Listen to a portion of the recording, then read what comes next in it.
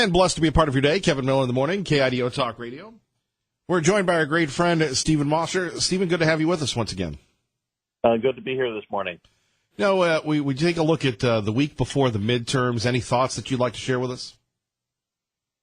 Well, as everyone now knows, this is a very important midterm. We had a rally here in Fort Myers, Florida last night.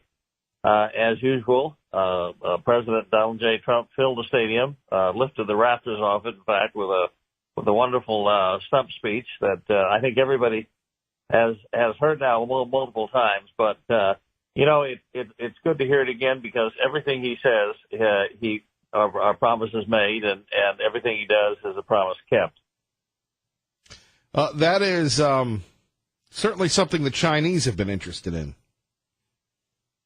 The Chinese are, quite frankly, terrified by President Trump, and I'll tell you why. Because they see him as a master tactician. He's moving from issue to issue, getting the best deal he can, getting the most concessions he can, and then moving on to the next issue. And he's done that repeatedly, not just on economic and tax issues in the United States, but also on security issues and trade issues overseas. But also they see him, I think, as a strategist in the mold of the ancient Chinese strategist Sun Tzu, who said that the supreme art of war is to subdue the enemy without fighting. They see him attacking them ideologically in terms of, who's got the better system, whose economy is flourishing, who's not. They see him attacking them militarily, not kinetically, of course, but by building up the military in a way that China cannot yet compete with. And they see him competing with them on trade issues. And, we've got China over a barrel on the tariffs, and they're desperate for a deal. I think that when Xi Jinping comes to Buenos Aires in late November, for the G20 meeting, he's going to meet with Donald Trump, and he's going to, I think, want to make concessions, want to get the trade war behind us. So it'll be interesting to see what he brings to the table, but he'll certainly come as a supplicant. The Chinese now have been eager to make a deal on trade for the last year, and the president has said, I don't think they're ready yet, by which he means that they're not ready to make the kind of concessions that he's demanding of them. Our great friend Stephen Mosher joining us here to talk a little bit about the midterms. What happens, and back to the economy as well, Stephen, but what happens if the Democrats take over the House? How does that disrupt, or does it disrupt what the president's trying to do? Well, it certainly doesn't help, but we have to understand that a lot of what the president has been able to do, he can continue to do because he's the chief executive. He can issue executive orders on the anchor baby business. He can use, I think, the Army Corps of Engineers to start building the wall. There are a lot of things that he can do as the chief executive. And the Senate, of course, I believe will still be in the hands of people friendly to the president and his agenda. So that means judicial appointments, confirmation. We have now 300 of Trump's nominees for positions, not just in the judiciary, but all over the federal government, who have been put on hold by the Senate Democrats. I think those will start to move quickly when the next term begins in January. There will be a lot of noise, of course, from San Francisco, San Fran Nan, as we call her, San Francisco's Nancy Pelosi. But in terms of slowing down the president's agenda, there's not a whole lot they'll be able to do. What do you make of the volatility in the markets lately? Well, I think October has always been a tricky month. And in large part because we have an election coming up in a few days. We have a lot of people who are wondering which side, of the table to place their bets on. And those people who think that there is going to be a blue wave, and I don't count myself among them, have taken some money off the table because the stock market never does as well when the party of higher taxes, the party of more regulation is in power. Those of us who think that things are going to stay the same or improve in terms of the House and the Senate are ready to stay in the market. So we'll get past the election. The market will stabilize, and then I think it will resume its upward climb. the fundamentals of this economy are simply too good for the stock market not to reflect it over the long term. Our great friend Stephen Mosher joining us. Kevin Millen in the morning here, KIDO Talk Radio. Phone numbers 580-5436, 580-KIDO. Do you expect a deal on immigration at all? And if so, would that impact the economy, considering the caravan continues to kind of percolate up north? Well, I think that what we're seeing happen on immigration is what's going to be the case for the next couple of years. It is very difficult to get a cross the aisle solution on immigration because make no mistake about it, the immigration is the way the party of abortion makes up for its lost voters. People who have pro-abortion sentiments average about one child in this country. That's a recipe for demographic collapse of the voter base of the Democrat Party. People who are strong on life and family tend to average 2.5, 3 children. So the way that the party of abortion makes up for the voters that it has eliminated from its own ranks is to bring in large numbers of immigrants. So this is a life and death issue, literally political life and death issue for the party of abortion. And it means that this is the hill that they're going to die on. They are never going to agree to any reasonable solution on immigration because it means their end as a party over time. But I think there's a lot that the president can do. I think that the wall will continue being built. I think that his primary job as the defender of the national security of the United States includes securing the border. I think that using the military for that purpose has certainly been done throughout American history and is very appropriate at this time, especially as the caravans grow larger and more violent. We've seen the second caravan now throwing rocks and Molotov cocktails at the Mexican police. I think that will continue, and we simply have to deploy the military in order to reinforce the southern border until the wall gets built. Stephen, any final thoughts on China as they continue to try and deal with Donald Trump? And why do you think that the president has at least stopped the Chinese momentum? We've got stories now, the Bloomberg story of China stealing things with putting in a computer chip into computers. Yeah. This has become a bigger issue where whether it was President Bush or former President Obama, they would just kind of let the Chinese get away with literally stealing everything.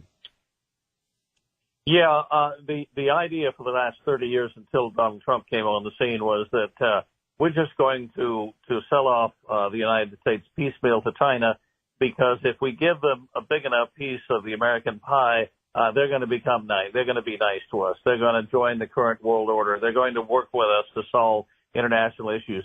That has never been the case. And it's not the case because China wants to be, as I write in Bully of Asia, it wants to be the dominant power in the world. And that necessarily means not only becoming economically and militarily stronger than the United States, it means defeating the United States in economic terms by stealing our technology, by crippling us with a huge trade deficit that goes on to get larger year after year after year. This is about the ball game, folks. This is not about reaching some sort of short-term accommodation with China so that we can all get along. This is about who controls the world of the future. And as far as I'm concerned, I would rather have the United States, which has been such a blessing for the world in so many ways, continue to be the preeminent power in the world. Yeah, a world under China would be darker, it would be poorer, it would be more corrupt, it would be more dictatorial, it would have less respect for human rights. That's not a world that I or my children want to live in. Well, as the China expert here, they've worked their way into our universities, and we've called them out a few times, and then we've been labeled names and such. But isn't it true that every Chinese citizen, they're loyal to the government, and they're told their duty is to report back things? Well, it certainly is true that the Chinese Communist Party which is widely disliked in China, by the way, and rules by fear and by force and the threat of force, tells everyone in China and every Chinese outside of China that their primary loyalty should be to China and to the Chinese Communist Party. And so when it sends scholars and students to the U.S. to study in science and technology fields, the Chinese Ministry of State Security makes sure that these scholars know before they leave that one of their jobs is to keep their eyes and ears open for advanced technology. And if they come across it, if they're able to join a project that has implications for military use, that they are to get their hands on the technology and bring it back to China, bring it back to the motherland. So in that sense, the Chinese enterprise is a huge vacuum cleaner, sucking up information, sucking up high tech, sucking up secrets from across the United States at the universities and in other places. So this is the kind of across all domains attack on the United States that we haven't seen before. The Russians, by comparison, were klutzy and clumsy. The Chinese Communist Party's efforts are much more sophisticated and much larger scale than we've ever seen before. Remember, the FBI director just a couple of weeks ago said that there are counter-espionage cases against the Chinese spies in all 50 states. And it's not just one or two cases. It's in some states, it's dozens or hundreds of cases ongoing because of the simple scale, the sheer scale of the Chinese effort. Stephen, if people want more information from you, buy the book, what can they do? Well, our website is pop.org, pop.org, and we work to keep everybody informed about these issues every day. So visit us at pop.org. Very simple, pop.org. Thank you, sir. Thank you. 580-5436, 580-KIDO. Balmer. There was another hate-filled criminal just last week in Kentucky. Another white man, history of violence, custody for shooting and killing two African Americans at a grocery store, Kroger's. But what he tried to do was barge into a predominantly black church. He failed. And then he picked a secondary target. He's being investigated for hate crimes. Don Lemon is here right now. We barely had time to cover it because we were distracted by another extremist that was doing bad things in the name of hate. Yeah, and then now another one. Then you have all of them in a row. And, you know, we messaged about this a little bit this weekend. I keep trying to point out to people not to demonize any one group or any one ethnicity, but we keep thinking that. And here comes his demonization of one group or one ethnicity. The biggest terror threat is something else. Some people who are marching, you know, towards the border like it's imminent. And when the last time they did this, a couple hundred people came and they, you know, most of them did get into the country. Most of them got tuckered out before they even made it to the border. Only CNN could give the people trying to come into the country illegally more of a benefit of the doubt than citizens that have been born here, that have had families here for generations. So we have to stop demonizing people and realize the biggest terror threat in this country is white men, most of them radicalized to the right. And we have to start doing something about them. There is no travel ban on them. There is no ban on, they had the Muslim ban. There is no white guy ban. So what do we do about that? From our friends at Newsbusters. The biggest terror threat. 580-5436, 580-KIDO. And this is where I really appreciate you listening to this program. It's not easy to get up and to hear these things. And we kind of laugh to start our day with it. We kind of use a little humor to go with it. But Don Lemon is urging a white guy ban, like a travel ban. And you wouldn't say that about a minority in ethnicity. It's just crazy. And he's serious about this. And I wish the rest of the country were like Idaho. I love Casey Smedley coming on from the RNC. She takes time to talk to us because they believe in our state. We're so locked in that we have internal fights within the Republican Party in Idaho. The Democratic Party is irrelevant. That we will see that coming to fruition on Tuesday. except for a few people in the city of Boise. And hopefully, under the leadership of Jonathan Parker, the state Republican Party will decide to start cleaning Boise out as well. And I did say that, cleaning Boise out of the Democrats, putting in some Republicans, putting in some resources. So we don't have little Portland. We don't have like they do in Atlanta, Georgia, where you have an island of Atlanta and the entire state is conservative. We don't want another Portland here. But here you have, and this, I couldn't believe that CNN hasn't withdrawn this statement.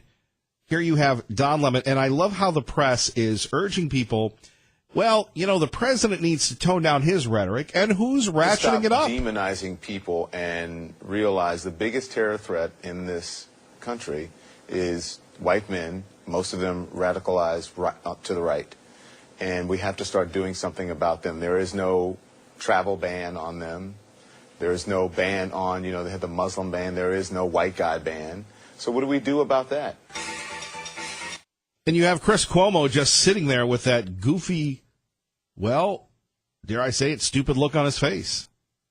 Now, coming up next, we're going to give you more examples, something we put together, of the media bashing the president, yet urging civility. And oh, by the way, at 580-5436, 580-KIDO. If the election were held today, we would win. What happened today that changed that? What now I'm saying is we will win. Chilling words, and there's not much that we can do here in Idaho. We can support the candidates. If you're a lib and you listen to this show for entertainment purposes only, you can support your lib candidate. If you're a conservative, if you're someone who loves America, then, don't take it for granted. Get Brad Little up over 75%. Get Russ Fulcher up at the same, Janice McGee and all those other folks. That's really what it comes down to, right? Because once they get in, just like the Sith in Star Wars, then you got issues. That's one thing I'd like to discuss. Another thing is, I do want to remind you, coming up this Sunday from 1 to 4, maybe 1 to 5 at the State House, there's going to be a group of select elite conservatives that are gathering to give speeches to reinforce the message of conservatism, of Constitution. Our friend Representative Zito will be there. Greg Pruitt will be there. Tom Munns, TomMunns.com will be there. And other folks that have done their very best through a lot of sacrifice will be there. I hope that you can make it. It would be great to see you. I'll be there literally waddling around, and would love to talk to you about the issues that you care about. So here we have a major news outlet urging people for a white guy ban. Wow. Plus, the caravan continues. You got to give it to the president. Not 5,000, not 10,000, but over 15,000 troops now going to the border. Wow. We'll talk about it next with you and me, Kevin Miller, on 107.5 FM, 580 AM, KIDO Talk Radio. The Democrats want to continue giving automatic birthright citizenship to every child born to an illegal alien. Even if they've been on our soil for only a matter of seconds. Hundreds of thousands of illegal immigrant children are made automatic citizens every year because of this crazy policy. The President of the United States, as you first heard here on 107.5 FM, 580 AM, KIDO Talk Radio, talking about the border crisis, and guess who's coming to America? Now we have another group forming further south in Guatemala. Again, that is the Border Patrol. It's an invasion. You have individuals coming into the United States with flags of their country, chanting slogans from their own country. So, for years, this program, not only here in the Treasure Valley, but across the country, has always been pro-America, pro-Idaho, pro-American citizens. And for years, we've gone to Washington, D.C., thanks to our friends at the Federation for American Immigration Reform that have sponsored our trip, that have made that happen. We've gone to Washington, D.C. and held their feet to the fire. We've held our elected officials to the fire. Has there ever been anybody like President Trump that calls it out and says, look, this is what's happening? You know, you've got Paul Ryan going, well, President Trump, he can't do that. President Trump, he can't do that. He's a bad President Trump. Birthright citizenship is a very, very important subject. In my opinion, it's much less complex than people think. I think it says it very loud and clear in the Constitution that you don't have to go through the process of whatever they're talking about. And by the way, this is not a constitutional amendment. You don't need a constitutional amendment for birthright citizenship. And there you have it. The President of the United States sending military troops to the border. We'll get your reaction next. First, traffic and weather together. 107.5 FM, 580 AM, KIDO Talk Radio. Coming up, Tom Munz, TomMunz.com. Kevin Miller in the morning, KIDO Talk Radio. And don't forget, tomorrow we will be at Ambrose School, once again promoting our schools, securing our future, thanks to our great friends at CapEd Credit Union and Team Mazda Subaru. And looking forward to being out on the road once again, and we can't wait, to see and hear what's going on, and certainly to find out what's going on at Ambrose. They've got a food drive. They do it every year for the Boise Rescue Mission, and don't forget Miller's Mission coming up November 12th through the 17th. And in partnership with our friends at KTSY Radio, we are once again asking you to give a turkey, don't be a turkey. At the Walmarts throughout the Treasure Valley, they've got turkey bucks. You go up to the counter, you ask them for turkey bucks, and all of a sudden you can donate to the Boise Rescue Mission. So that's in any Walmart throughout the Treasure Valley starting right now. Out to London, our great friend Simon Owen joining us. Simon, good morning. Morning, Kevin. So we have more details on the journalist that was, I guess, admittedly killed by the Saudis.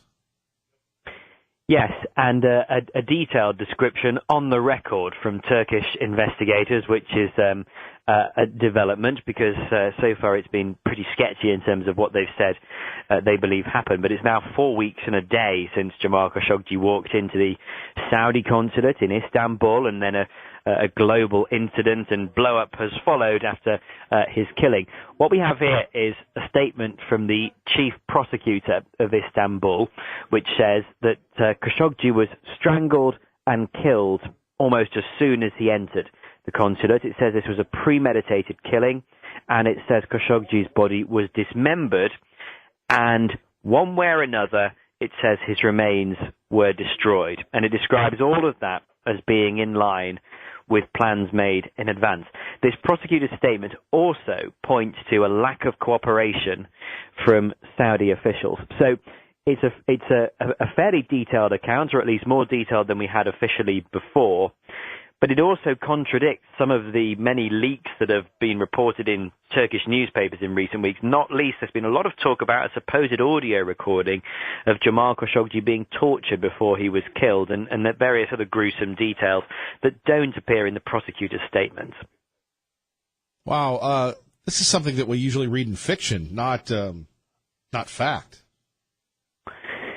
Well, and yes, it's playing out in well, I would say slow motion because there's not been any huge developments recently, but it's been a pretty fast-paced inquiry so far. And there is, it's starting to boil down to some key questions that Turkey says it wants answers to. And one of the things it keeps saying is, where are the remains? What's happened to the body, or what was left of it? And we just don't know. And there's been talk of potentially the use of acid in the disposal of remains and this sort of thing, but none of it has been made official by the Turkish side. And in the meantime, Saudi Arabia is saying that it's investigating this, and that's where things will start and end. They say they're working with Turkey, but the Saudis have said they've detained 18 suspects. Turkey wants them to be extradited. It says this crime happened in Turkey, so they should be tried in Turkish courts. Saudi Arabia is saying that's not going to happen. They're going to face justice in Saudi Arabia. Any idea what justice in Saudi Arabia would look like? Well, I mean, potentially, I suppose they could be killed for it if that's the way this goes. But I mean, I think the question for the Turks, and they do seem to be pressing quite hard on this. They're consistently saying we want answers to this, we want Saudi Arabia to tell us. And there are plenty of critics of the Turkish regime who say this is an administration in Turkey that also doesn't have a particularly glowing record in terms of tolerating dissenters. But the Turks are pressing the Saudis on this and saying they want answers and they want to take this further. And so it's not so much necessarily what happens to the 18 suspects, but international critics of Saudi Arabia want to know how far this goes up the food chain. So it's all very well the people who actually did the deed being prosecuted and maybe thrown in jail or more than that. But those on the outside, I think there's a certain amount of interest in just how high this goes up. And it's been suggested that some of the people suspected of being involved in this killing, are fairly close to the Saudi crown prince. He is a young, powerful man who could be in charge of this very strategically important country for many decades to come. He is pitching himself as a reliable partner for Western countries. Well, is that the case if he's found to be involved in this? And what are the chances of a thorough investigation ever getting to the heart of the matter? That's what is up in the air at the moment. Simon, going back to this, so this report is fairly accurate. We've been getting so many lately concerning what happened to Khashoggi. Well, I mean, this is a prosecutor's statement, so it's not going into all the evidence that they've gathered or otherwise, and we're not going to get details on that, but it is an official account from a country that is saying it wants to conduct a thorough joint investigation with the Saudis. So, yes, in terms of compared with what many of the leaks we've had over the past few weeks, and it's been supposedly this and unconfirmed that and off the record this and unnamed official that, yeah, this is an official account, but it does leave questions to be answered, not least, what happened to this journalist remains. Simon, the story continues. Thank you. Thanks, Kevin. Our great friend Simon Owen. Let's go to the phones. Tom Munns, TomMunns.com on KIDO Talk Radio. Good morning, Tom. Good morning, Kevin. I mentioned a book the other day about the 14th Amendment, and it was called Restoring the Lost Constitution by Randy Barnett. It's about 500 pages, and it talks all about the 14th Amendment, the part that's really not known by the average American. And I think when you were alluding to the fact that I was rambling means that I might have gone on too long, too fast about something that is completely out of what would seem out of left field, but it really isn't. I can say as a constitutionalist that my friends and I, with the study that we have and our disdain and our sort of lackadaisical or seemingly lackadaisical approach for the 14th Amendment, is that we really have a disrespect for it, a somewhat of a disrespect for it, because we know a little bit more about it than most people. In the fact that it's a lot like the 15th and 16th Amendment, where you see a definite change in the Constitution, where the first part of the Constitution and the Bill of Rights is about preserving the freedom of the individual and all of that. And then you've got these new amendments that start to extort money from citizens by any means possible, being able to declare who has rights and who doesn't. And we all know that the intent of the founders was never to know that government granted rights. And so when you go back on and on and on, that's why most constitutionalists and stuff talk about the Bill of Rights being the first 10 and the Constitution rather than going into the 14, 15, 16. And the other thing about that is if the 14th Amendment truly did create federal citizens, it didn't free slaves. It made everybody a slave. And then when you look at the creation of the 16th and 17th Amendment and you look at the creation of the Federal Reserve, something eerie pops up in front of you, and one could have to question, did the 16th and 17th Amendment, was it created to not only reduce us to a democracy and tax us, but was it because of the Federal Reserve, the political ends or the desired agenda for the Federal Reserve? And so it's a worthy book. It's a good time to learn about the 14th Amendment. The more I listen to what Trump is trying to do, I think he realizes that because the courts and everybody else are trying to use it as a basis of rights, he's trying to restore rights back to individual rights. Like I said, it's going to be interesting. This issue with invasion, however, is a little bit different, and I want to bring it home. We had guys from the 3% that were out here, and they were, in their words, right or wrong, they were defending themselves against the federal government from overreach and all of that. What's really interesting in the liberty community at this juncture, or with law enforcement or anybody else, I don't really hear any dialogue about what happens if the federal government, since Trump is such a bad guy, if he's a bad guy, he's going to fail on defending this national border. So now what do we do as a state? Well, now it's time to dialogue about state militias, reinitiating the state guard, trying to be able to figure out what options we have should the federal government fail. And I'm telling you what, if these guys bust through Mexico, and they bust through the United States, these states better be on alert.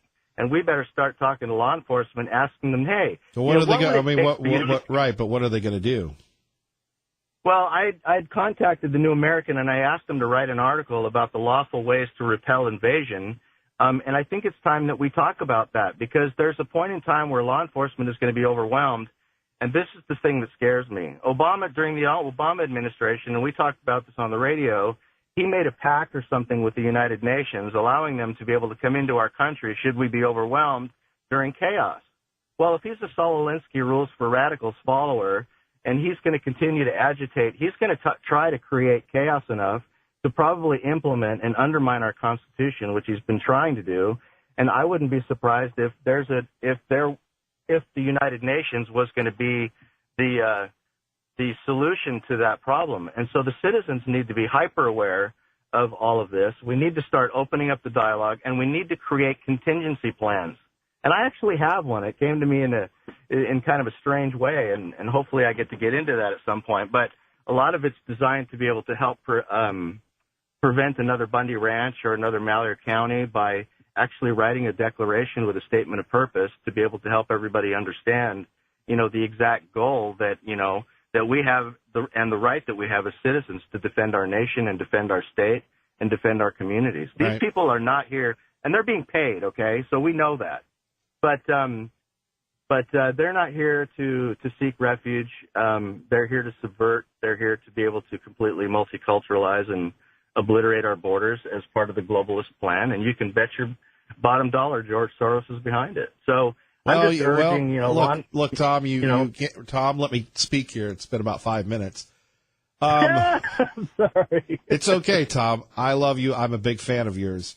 You can't, in the world today, you can't even say George Soros because white guys are radicalized. I guess you're radicalized. I'm radicalized.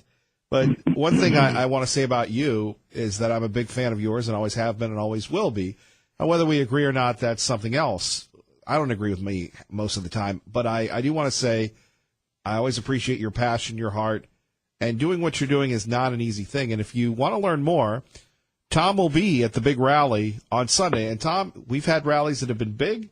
We've had rallies where it's been you and me, but we can't stop trying. Yeah.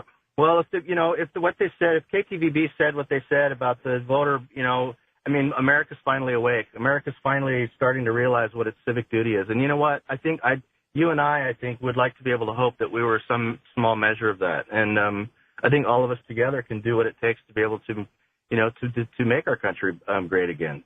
So let's carry on and just do what we have to do. And I'll continue to see you in the fight. And you'll have plenty of time this Sunday beginning at 1 at the State House, Tom. I appreciate you, brother. Thank you. Thanks, buddy. You too. Our great friend, Tom Munns. More coming up next.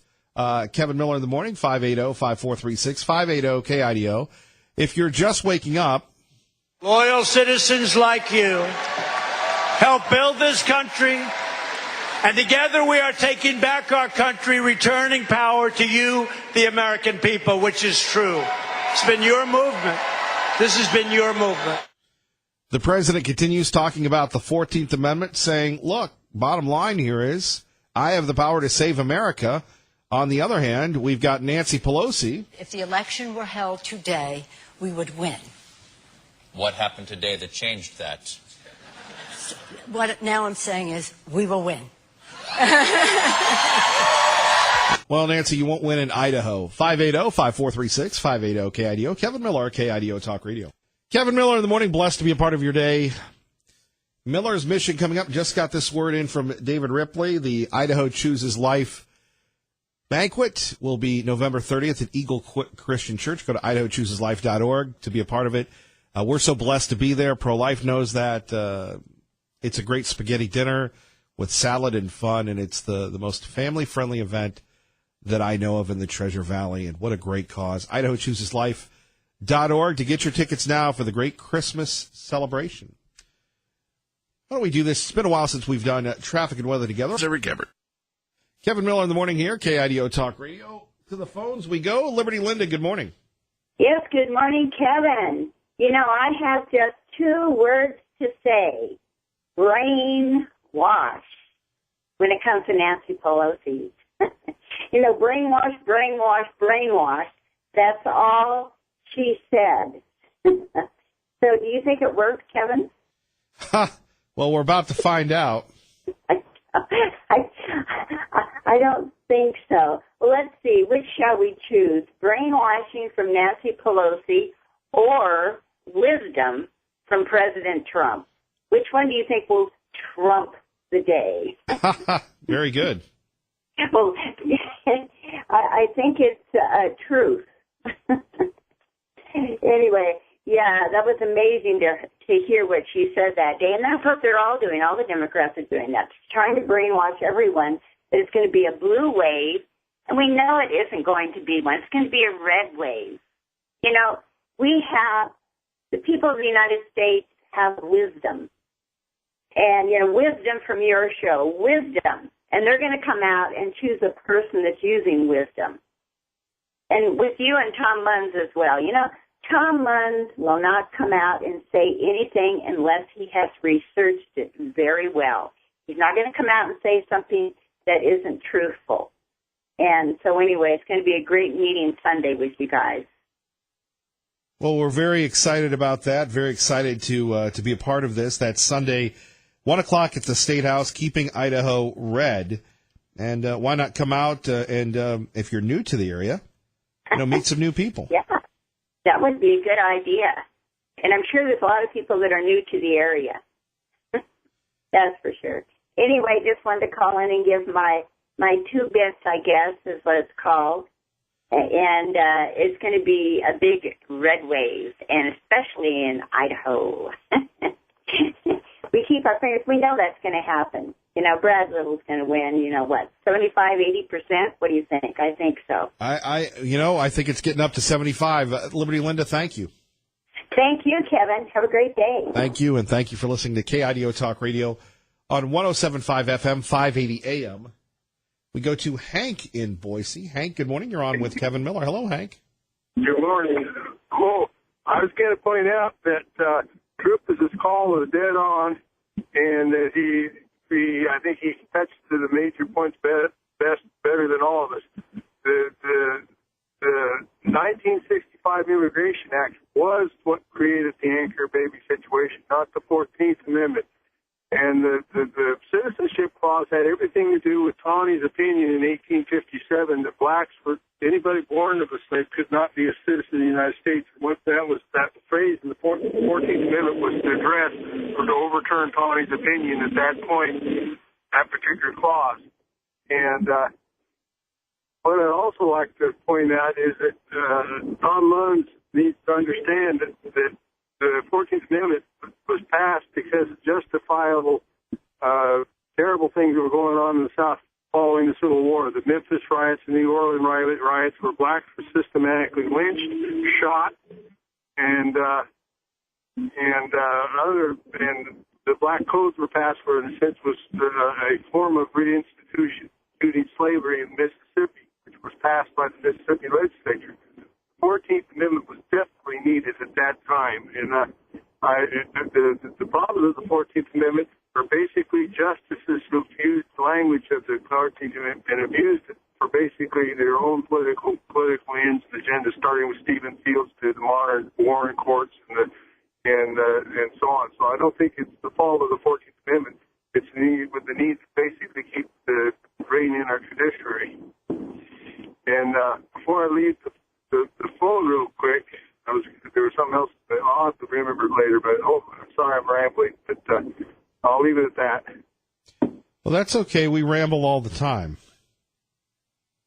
Yeah. Well, there's Nancy Pelosi, you were talking about the little dingbat. There was a photograph I remember back in 1963 where she's President Kennedy, very young Nancy Pelosi. She's just all glowing and everything else. The Kennedy has a very uneasy look on his face. And it's sort of like you almost think he was muttering out loud, "Is she all there?" And it's kind of, that photograph stuck in my head was because the way Kennedy's expression was. And Nancy Pelosi, she thought she was, you could see the glow in her face. She's just happy she could be. Kennedy didn't look that way. Hank, thank you for the call. Thank you. Bye-bye, our friend Hank. Phone numbers 580-5436, 580-KIDO. Kevin Miller in the morning. And remember, Veterans Day just coming up. Make sure we honor our great veterans for all that they do, all that they've accomplished, and those who continue to serve and their families. We wouldn't have this great nation without your service, without your sacrifice. Coming up next, 107.5 FM, 580 AM, Fox News on the radio. On your home for Fox News, right here in your Treasure Valley, KIDO Talk Radio. Kevin Miller, more coming up next. Stay with us.